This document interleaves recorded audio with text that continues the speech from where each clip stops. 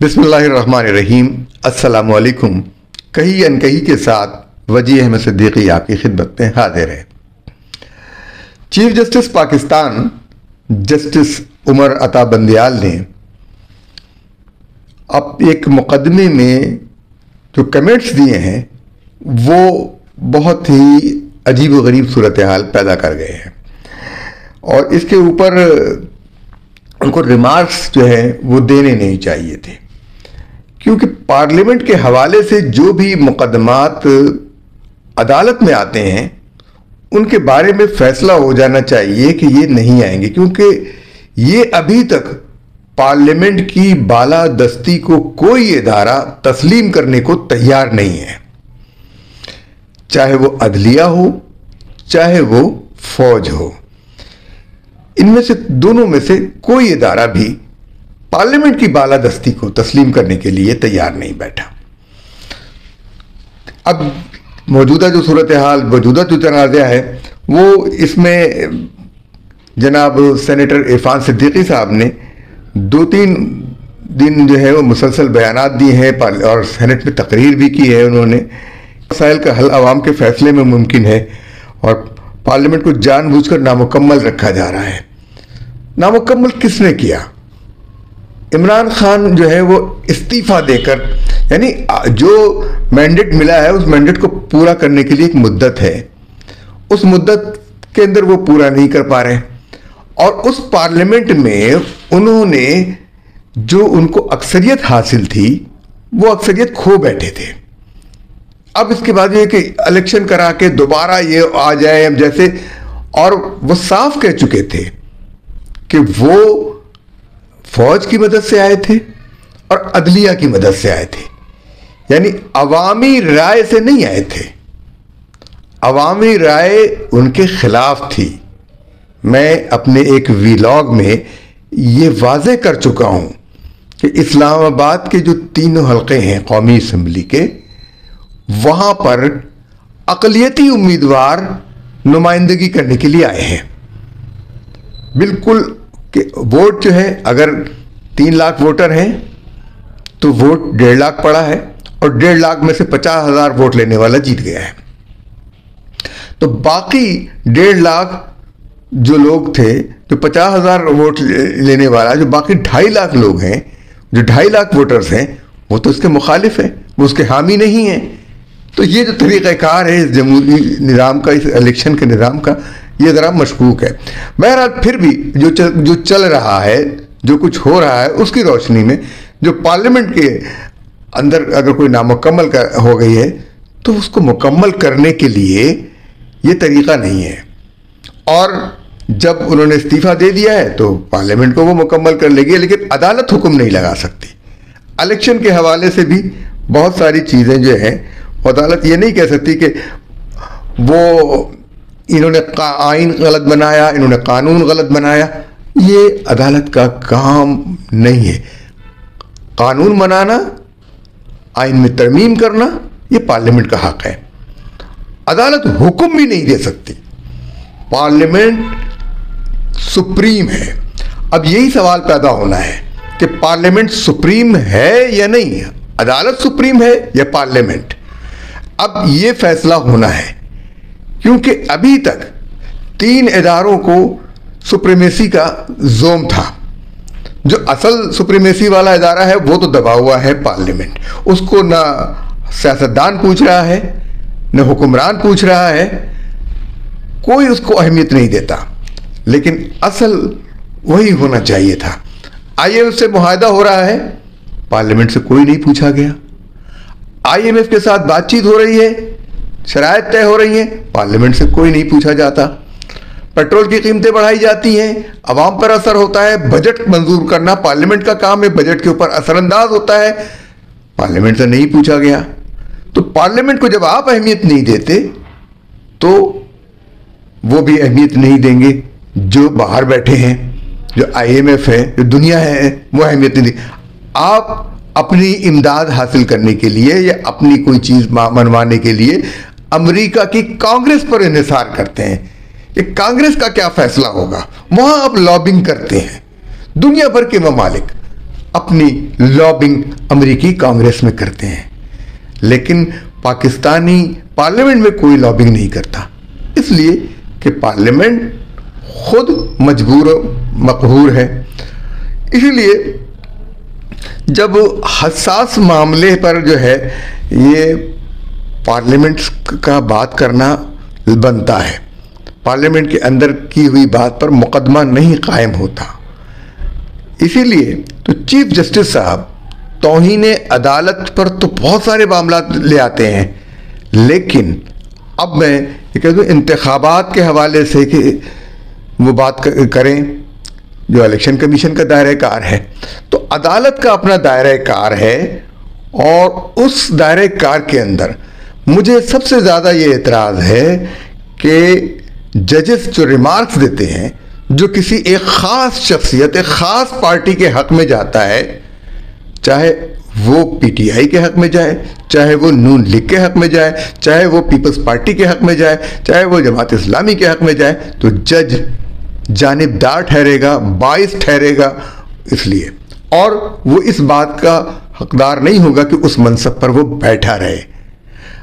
जब फौज के किसी जर्नैल के बारे में कोई जज ये कहे कि जनाब ये हमें आके हिदायत दे रहा है कि आप ये फैसला करें, ख़ासकर जनरल फैज़ हमीद के बारे में जस्टिस शौकत अजीज़ ने ये शिकायत की कि ये हमें आके हिदायत देते हैं, तो जनाबे वाला जस्टिस शौकत अजीज़ को तो अदालत से निकाल दिया जाता है, उनके खिलाफ नोटिस आते हैं, लेकिन फैज़ हमीद को आज तक पकड़ के किसी ने नहीं पूछा कि तुम किस हैसियत में, किस इख्तियार के साथ तुम जस्टिस शौकत अजीज़ के पास गए थे।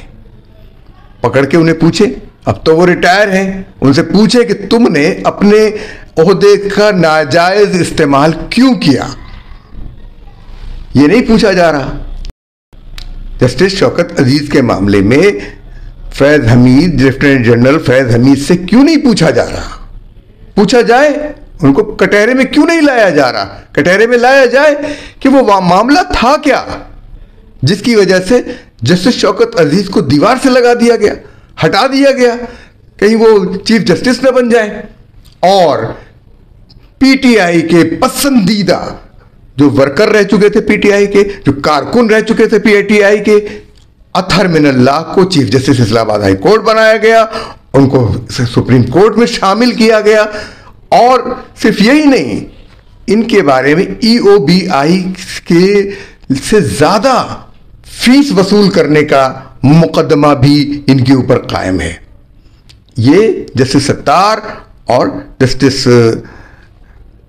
एक और जस्टिस हैं जिनका जिक्र हमने पहले भी किया है, वो, और ये सुप्रीम कोर्ट में जो जब चले गए हैं अतहर मिनल्लाह, तो ये मुकदमा सुप्रीम कोर्ट में मौजूद है इनके खिलाफ। और इस किस्म के जितने भी मुकदमात हैं जिनकी जानिब ट्रांसपेरेंसी इंटरनेशनल पाकिस्तान ने कोई हज़ारों के करीब पहुंच रहे हैं, निशानदेही की, सुप्रीम कोर्ट को ख़त लिखे और बताया कि ये करप्शन के मुकदमात हैं, इन पर नोटिस लें, वो बिल्कुल पड़े हुए हैं। लेकिन जब इमरान खान का कोई मुकदमा आता है तो chief justice supreme court, chief justice Lahore high court, सब जो हैं वो होश में आ जाते हैं और जल्दी जल्दी रातों रात सारे काम करने लगते हैं।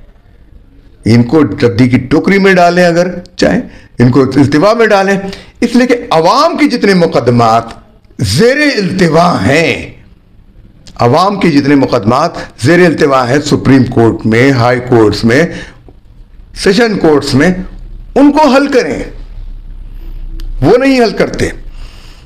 तो ये बात, अच्छा फिर कह रहे एक ही जो है वज़ीर आज़म ईमानदार था, तो इरफान सिद्दीकी साहब ने गुमान किया है कि वो जुनेजो था।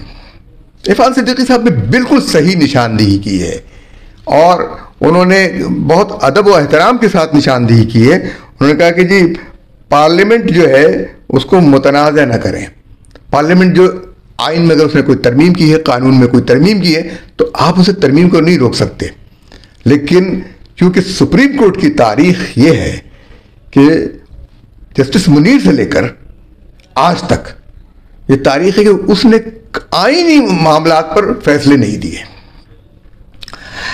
जस्टिस इरशाद हसन खान ने एक डिक्टेटर को आईन में तरमीम करने का इख्तियार दे दिया फैसले की शक्ल में। अब अगर इसका जायजा लिया जाए तो वो इख्तियार देने का इख्तियार ही नहीं था इनको। अदालत का भी तो कोई दायरे कार होगा ना। वो अदालत का दायरे, अपने दायरे कार से हटकर अदालत क्या कर सकती है? तो ये अदालत का दायरे कार नहीं है। और दूसरी चीज ये कि अदालत जब कोई काम होता है तो अदालतों में स्टे ऑर्डर आ जाते हैं, हुक्म इम्तिनाई। अब आप हिसाब लगा लें कि सिंध हाई कोर्ट में कितने हुक्म इम्तिनाई हैं, इस्लामाबाद हाई कोर्ट के कितने हुक्म इम्तिनाई हैं, लाहौर हाई कोर्ट के कितने हुक्म इम्तिनाई हैं, बलूचिस्तान हाई कोर्ट के कितने हुक्म इम्तिनाई हैं, पेशावर हाई कोर्ट के कितने हुक्म इम्तिनाई हैं। ये सारे हुक्म इम्तिनाई वो होते हैं जिनसे कोई काम हो रहा होता है, उनको रोक दिया जाता है। कोई तरक्याती काम हो रहा होता है, उसे रोक दिया जाता है। और हुक्म इम्तिनाई की कोई एक मुद्दत होनी चाहिए। वो इसलिए होनी चाहिए कि उस अरसे में फैसला हो जाए, लेकिन फैसला बरसों नहीं होता। अगर तो हुक्म इम्तिनाई उस अरसे में ख़त्म हो जाना चाहिए। 6 महीने से ज़्यादा मुद्दत नहीं होनी चाहिए किसी भी हुक्म इम्तिनाई की, बल्कि मेरी राय तो यह है कि 3 महीने से ज़्यादा नहीं होनी चाहिए। अदालतों के जजों की तनख्वाहें एक आम आदमी की तनख्वाह के मुकाबले में 2000 गुना ज़्यादा होती है। 2000 गुना, या मैं क्या कहूँ, 15-15 लाख जिनकी पेंशनें हैं तो तनख्वाहें क्या होंगी। तो मराआत उतनी। फिर छुट्टियां किस लिए? फिर छुट्टियां किस लिए? ये जो 2-2, 3-3 महीने की छुट्टियां हैं, तफरीही छुट्टियां, ये किस लिए? इंसाफ का दरवाजा 2 महीने के लिए बंद क्यों कर दिया जाता है? इंसाफ जो है वो शाम 5 बजे के बाद, 3 बजे के बाद नहीं होता। अदालतों को शाम 5-6 बजे, रात 8 बजे तक खुला रहना चाहिए ना। 15-20-30 लाख जिनकी पेंशन हो, 15-20-30 लाख जिनकी तनख्वाहें हों, तो वो उनको तो रात 10 बजे तक खुला रहना चाहिए। इंसाफ हर वक्त मुहैया होना चाहिए आम आदमी के लिए। लेकिन आम आदमी का मुकदमा बिल्कुल उस वक्त तक रहता है जब तक वो मौत के मुंह में नहीं पहुंच जाता और जब तक उसके इंसाफ मिलता नहीं है। जब नया कज़िया शुरू हो जाता है तो ट्रांसपेरेंसी इंटरनेशनल ने जो करप्शन के मुकदमात थे जिनकी जानिब इशारा किया था, वो अब तक सुप्रीम कोर्ट ने एक भी मुकदमा नहीं सुना, एक भी मुकदमा नहीं सुना। खासकर EOBI वाला, जिसमें करोड़ों रुपए जो है वो लिए फीस के नाम पर।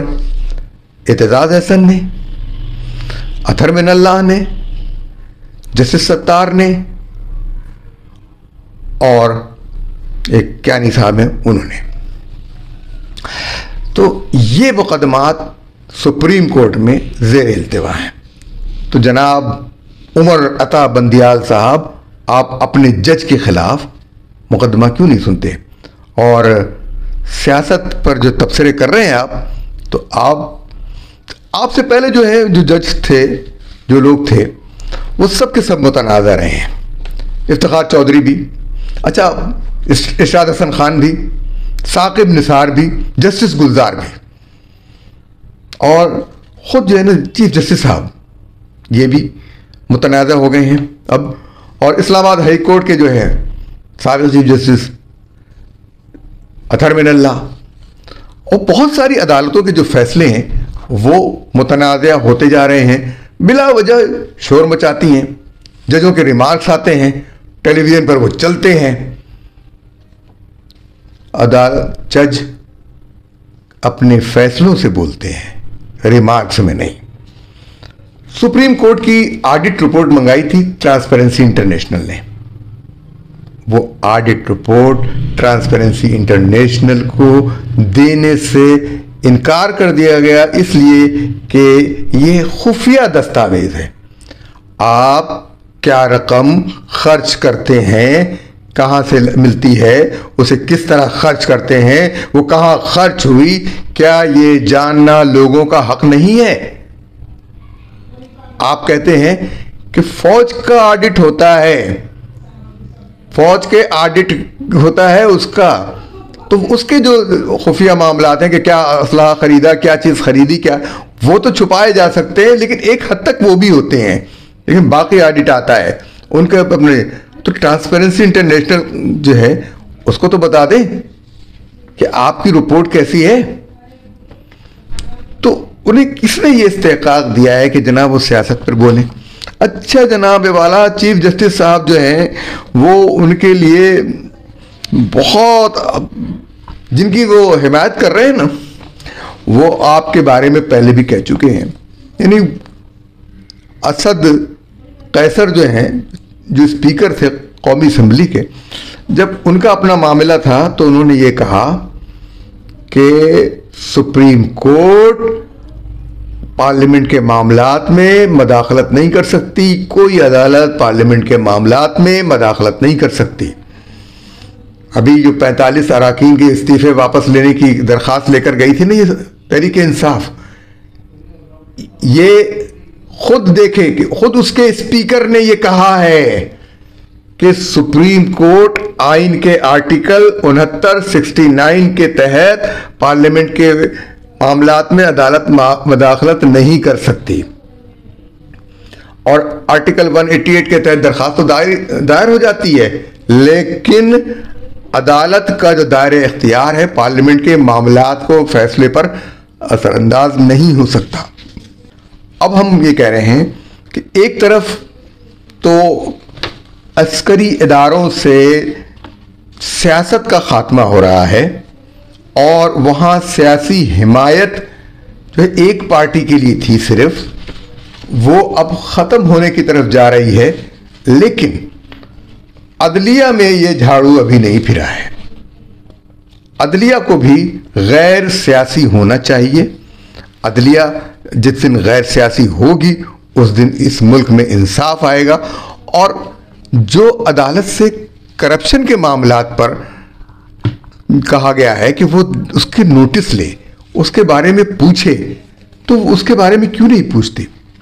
क्योंकि जज और सियासत के हवाले से इसका आगाज उस वक्त हुआ जब कौमी असम्बली जो है वो पहली बार तोड़ी गई, और जब जिसको गवर्नर जनरल गुलाम मोहम्मद ने तोड़ा, और बिल्कुल, और इस असम्बली को तोड़कर जो है वो जब जिसको चैलेंज किया गया, मौलवी तमीजुद्दीन जो स्पीकर थे कौमी असम्बली के, उन्होंने चैलेंज किया, तो चीफ जस्टिस उस वक्त के जस्टिस मुनीर ने ये कहा कि नजरिए ज़रूरत है। ये चीफ जस्टिस वही हैं जो मुसलमानों के अकायद पर भी हमले कर चुके हैं, और इनको वही लोग अक्लमंद काबिल कहते हैं जो पाकिस्तान के आइन से नफरत करते हैं, कि पाकिस्तान का आइन ये कहता है कि पाकिस्तान में जो भी कानून बनेगा वो कुरान और सुन्नत के मुताबिक होगा, और अगर कोई कानून उसके मुतसादिम होगा तो वो रद्द कर दिया जाएगा। ये बात हमारी अदालत को भी समझनी चाहिए, ये बात हमारी अस्करी ताकत को भी समझनी चाहिए, और ये बात हमारे पार्लियामेंटेरियंस को भी समझनी चाहिए। इसलिए मैं ये गुजारिश करूंगा कि अदलिया अब सारी तवज्जो करप्शन के उन मामलात पर दे जो ट्रांसपेरेंसी इंटरनेशनल ने जिनकी निशानदेही की है, और उन रकूम को वापस लाए जो लूट कर लोग ले गए हैं। और उनको लूट कर ले जाने वाले कौन लोग हैं? वो सियासतदान नहीं हैं, वो ब्यूरोक्रेट्स हैं, वो लोग हैं जो सरकारी मुलाजिम रहे हैं। जजों को भी चाहिए, और मेरा तो मुतालबा ये है कि एक जज साहब, एक चीफ जस्टिस साहब आए थे जिन्होंने डैम फंड कायम किया था, उसका ऑडिट किया जाए और उन जज साहब को भी कटहरे में खड़ा किया जाए कि सुप्रीम कोर्ट जो सिर्फ इंसाफ करने के लिए, अदालत कानून और आइन के मुताबिक इंसाफ करने के लिए बनी है, उसने किस हैसियत में डैम फंड कायम किया। और चीफ जस्टिस साहब साकिब निसार, इनके असासे हमें बताए जाएं, और तमाम जज जब रिटायर हों तो अपने असासे बताएं कि पहले क्या थे और अब क्या हैं। जानने से पहले मेरी ये गुजारिश ये है कि आप हमारे चैनल को सब्सक्राइब कीजिए, लाइक कीजिए और हमारे पैगाम को दूसरों तक भी पहुंचाइए। अल्लाह हाफिज।